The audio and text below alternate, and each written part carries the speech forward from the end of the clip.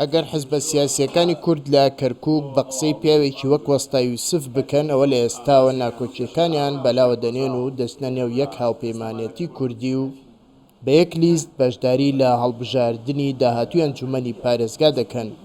بەڕاستی بە ئاواتی هەر هەمومانەوەیە کە لیستێکی ئاوا یەگورتی و کوردانەیەکی کەتیا دروست بێ بەڵام جێگەی داخەتا ئێستەکانە گروپ حیزبەکان لە بەرژەوەندی حیزبایەتی خۆیانە ڕوحی نەتەوایەتیان لا داوەتە لاوە. ئەوەی کە خواستی خەڵکە ئەوەیە کە حزبە سیاسی کوردیەکان لە کەرکووک بە یەک لیست بەشداری لە هەڵبژاردن بکەن چونکە هەڵبژاردننی داهاتوی ئەنجومەنی پارێزگاکان تا ڕادەیەکی زۆر چارەنووسساز و یەکلاکەرەوەیە بۆ هەموو هێزە سیاسیەکان. هەر هێزێکی سیاسی بتوانێت ببێت بە خاوەن زۆرینەی دەنگەکان ئەوە دەتوانێت ببێت بە خاوەن ئیداری شارەکە. حزبە سیاسیەکانی کورد نزیک دەبنەوە لە ڕۆژەکانی کۆتایی بۆ تۆمارکردنی هاوپەیمانی لە کۆمیسیۆنی هەڵبژاردنەکان.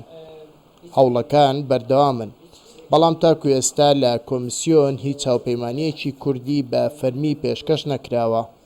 نازانین ڕۆژانی داهاتوو ئیشەکان چڕترە بنەوە پێمان وایە ینی لە بەرامبەر ئەو مەترسیانەی کە لەسەر ئایندەی کەرکووک هەیە دەبێت هەموو لایەک هەست بە بەرپرسیارەتی بکەین نەچینە ژێرباری فرەلستیەوە چونکە بەو پێی کە فرەلستی زەرەر لە ئایندەمانەدا دەبێت هەڵوێستەی لە بەرامبەر وەرگرین نێلین فرەلستی دروست بێت.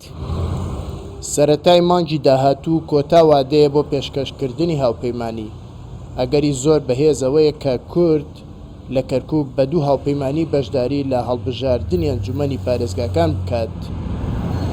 سۆران کامەران، کوردستان 24 کەرکووک.